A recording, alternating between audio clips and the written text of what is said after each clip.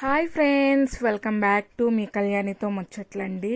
Last video మీరు చూసినట్లయితే నేను షార్ట్లో గంగమ్మ జాతరకి వెళ్తున్నాను అని చెప్పి పెట్టాను కదా. సో అక్కడికే నేను ఇప్పుడైతే వెళ్తున్నాను. ఇది వచ్చి ఫుల్ వీడియో.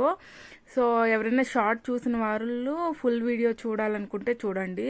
సో మేము రేణిగుంట నుంచి ఇలా వెళ్తూ ఉంటే మనం తిరుపతికి మధ్యలో కొండలు అనేటివి మనకి ఆ వెంకటేశ్వర స్వామి రూపంలో అయితే దర్శనమిస్తాయన్నమాట. మేము గూడూరులో ఉండేది. అక్కడి నుంచి మేము కాళహస్తి మీద నుంచైనా వెళ్ళొచ్చు, అలాగే వెంకటగిరి మీద నుంచైనా వెళ్ళొచ్చు.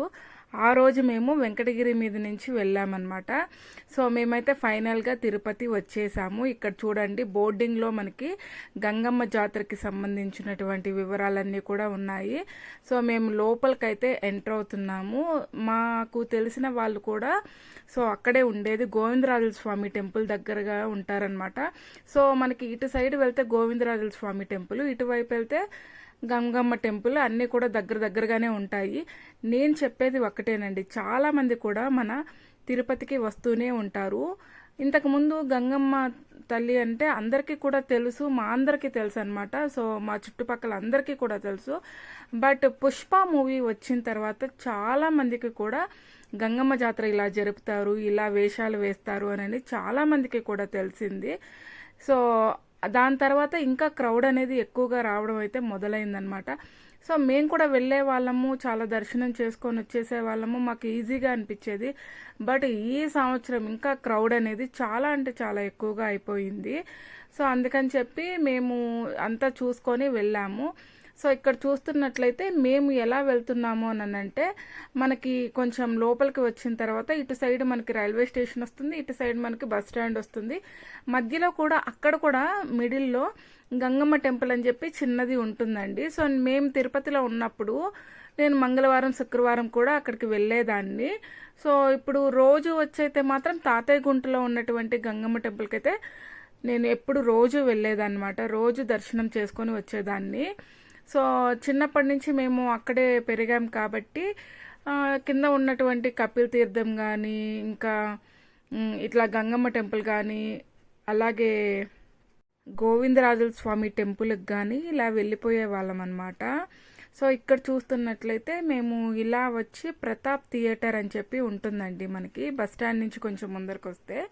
సో అక్కడ నుంచి కొంచెం ముందరకు వెళ్తే మా రిలేటివ్స్ వాళ్ళ ఇల్లు ఉందనమాట. అక్కడికి వెళ్ళిపోయాం మేము డైరెక్ట్గా.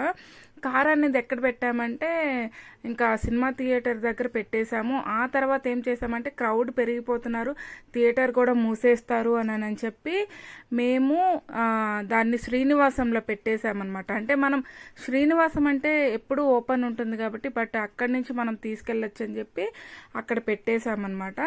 అక్కడ పెట్టేసి వచ్చిన తర్వాత ఇంకా వాళ్ళ ఇంట్లో మేము ఉండి లంచ్ చేసుకొని ఆ తర్వాత నెమ్మదిగా నైట్ వెళ్ళామండి. నిజంగా క్రౌడ్ అయితే చాలా ఎక్కువ ఉండింది.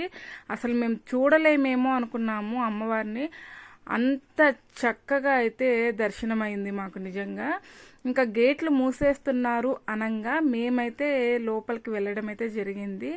సో దగ్గరగా చూస్తామో చూడలేమో అని అనుకున్నాము, బట్ క్యూలోకి కూడా వెళ్ళలేకపోయాము. అక్కడికి స్టాప్ చేసేసారు. ఎలా అనుకున్నప్పుడు అమ్మవారే దగ్గరుండి మమ్మల్ని పిలిపించుకున్నట్లు మేము 300 రూపాయల టికెట్లు అని అనేటివి దాంట్లో ఫ్రీగా వెళ్ళామన్నమాట. మేము లోపలికి వెళ్ళి అసలు అమ్మవారిని ఎంత దగ్గర నుంచి చూసామంటే మాకు నిజంగా అనిపించింది అమ్మవారే పిలిపించుకున్నారు అన్నట్టు.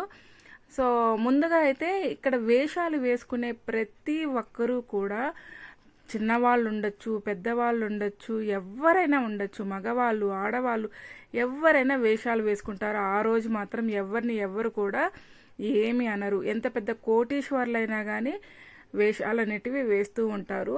సో ఎందుకంటే ఆ రోజు మాత్రము అమ్మవారి స్వరూపంగా అందరినీ కూడా భావిస్తారు కాబట్టి ఆ రోజు చక్కగా జాతర అనేది చాలా చక్కగా జరుగుతుంది. ప్రతి ఒక్కరు కూడా వేషాలు వేసుకున్న ప్రతి ఒక్కరు కూడా ముందుగా చేయాల్సింది ఏంటి అనంటే, మనము అక్కడ వెళ్ళి వేషాలమ్మ టెంపుల్ ఉంటుంది, అక్కడికి వెళ్ళి మనం దర్శనం చేసుకొని రావాలన్నమాట.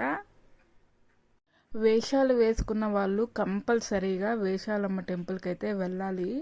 సో మనకి గంగమ్మ టెంపుల్ నుంచి కొంచెం దూరంలోనే ఉంటుంది. సో ఆటోలో వెళ్ళాలనుకునే వాళ్ళు అట్లయినా వెళ్ళొచ్చు, లేదా వాకబుల్ డిస్టెన్స్లో కూడా ఉంటుంది. అంటే లోకల్లో ఉన్న వాళ్ళకైతే వాకబుల్ అని అనిపిస్తుంది.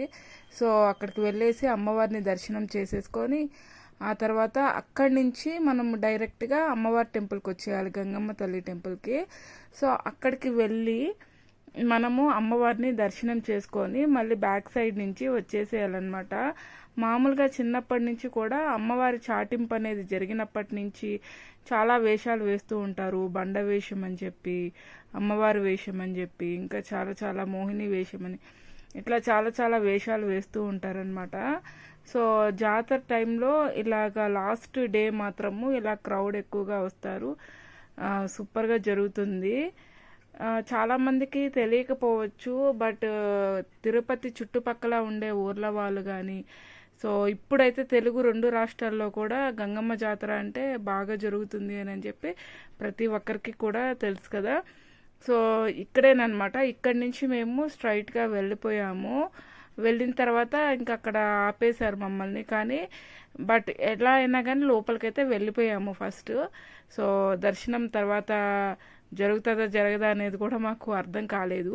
సో మేమేం చేస్తామంటే ఇట్లా కుండలు ఉన్నాయి కదా, ఆ కుండల్లో కొంచెము కర్పూరం వెలిగించుకొని ఇంకా నెత్తి మీద పెట్టుకొని వెళ్తామన్నమాట. అక్కడ తీసేసుకుంటారు. సో ఇక్కడ కనిపిస్తుంది ఏంటి అని అంటే మనకి అమ్మవారిని